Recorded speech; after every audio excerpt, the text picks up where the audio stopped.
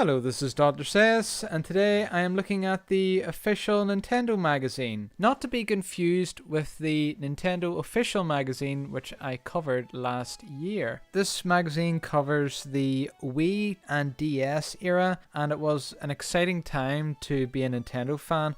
The main reason was innovation. Also, everyone I knew seen this as being too kiddie for them, so it felt like being a part of a secret club that me and my friend Mark the Nitpicker were a part of. Ironically, I got so excited about this magazine even though I couldn't afford the games, as back then I was a young teenager and I had a £3 allowance which I spent usually on game magazines or Yu-Gi-Oh cards. Believe it or not, in 2007 I still did not have the internet. To me, these guys' reviews were the gospel, as the only new consoles I could afford at the time were the Nintendo DS and the Nintendo Wii. My dad wouldn't let me get a 360 because my brother had one, even though I wasn't allowed to play it, and the PS3 was going for £600 at that time, so it just wasn't feasible, so that left the Wii. I had a PSP, but I hated the loading times on it, so I traded it in and got a DS instead, and I didn't regret it. In hindsight, relying on the official Nintendo magazine for honest reviews sounds a bit naive. Now, were they completely biased? I would say no. In an ideal world, you would like to think these are completely honest reviews, and for all I know they could be, but obviously since this is the Nintendo magazine, a lot of them are going to be Nintendo fans, so maybe they will naturally skew the games. That's what I like to think anyway.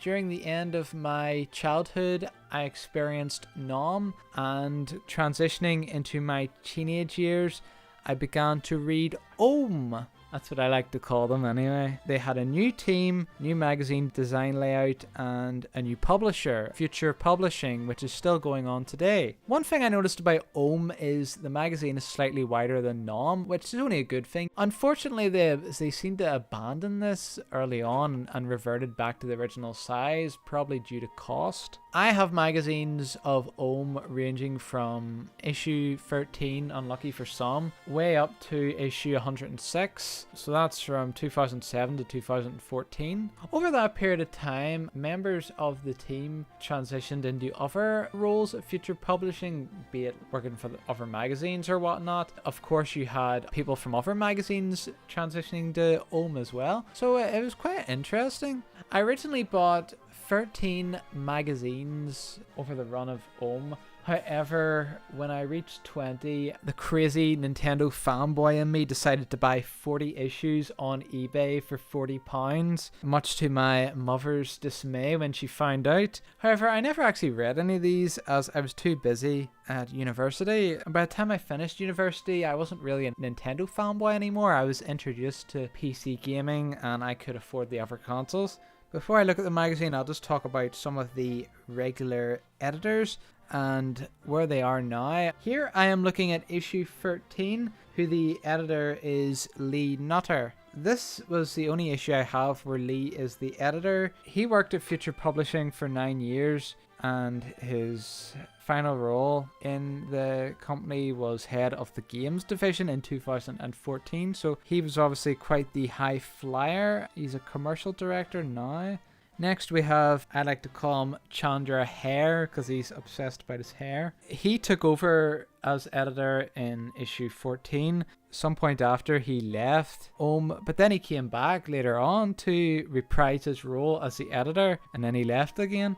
The last time he left the magazine, he left for Nintendo UK to work at, and now he runs his own production company, Kick-Ass Productions. It looks like he does like different advertisements. There's two more members. There's Thomas East. He always handled the website, and Charlotte Martin. I only have 2 issues where she was in, this one and issue 14. And finally we have Chris Scullin. I think that's how you pronounce his name. Chris to me is the most well known. He worked at OM. He then moved at some point to Nintendo Gamer and then to CVG. And he now runs his own game review website tired old hack. One thing that I noticed is the humor is toned down from numb. Still funny. It's not as politically correct as what they would have to be nowadays. This was unlike most game magazines, which were very dry and overly serious about arguably a light-hearted hobby. I remember my younger brother had the official Xbox magazine. I read it myself, even he admitted it was too dry, and he liked reading my Nintendo magazine even though he didn't really have much Nintendo stuff. In my opinion, the preview section of this magazine is a bit trash. Obviously they had to sell up these new consoles, but there's some games they put on that list of previews. This is gonna be the best game ever, and then the game comes out and it gets like 40%. It's like, what the hell? And they write the game's looking really good. At least it's not the reviews. The reviews I found were more honest, but the previews, take them with a pinch of salt. I remember it worked at the time because they did hype me up a wee bit for the Wii, but really the reviews are the main bread and butter of the magazine. The previews are just marketing pieces. They have captions under the pictures on the magazine, which are quite funny to read usually. Even as a teenager, I cared more about the reviews. In issue 13, the Wii wasn't out for very long, so nobody knew what to make of it in the beginning. So I don't blame some of the scores for being a bit off. Most notoriously, Wii Sports, Wii Play, and Red Steel all scoring in the 90s. I've played all these games.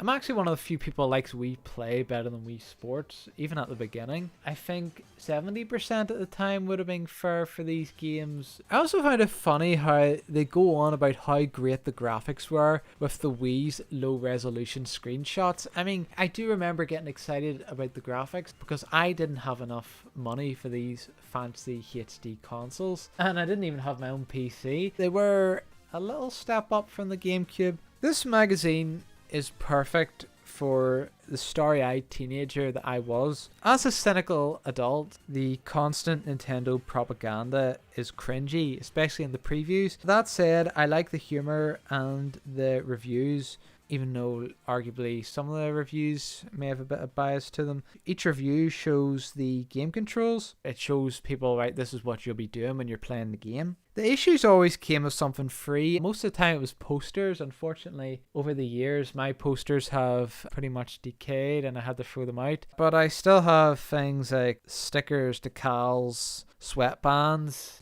Hello guys, hope you're having a fantastic day. If you enjoyed the video, make sure to leave a like and to subscribe for more videos.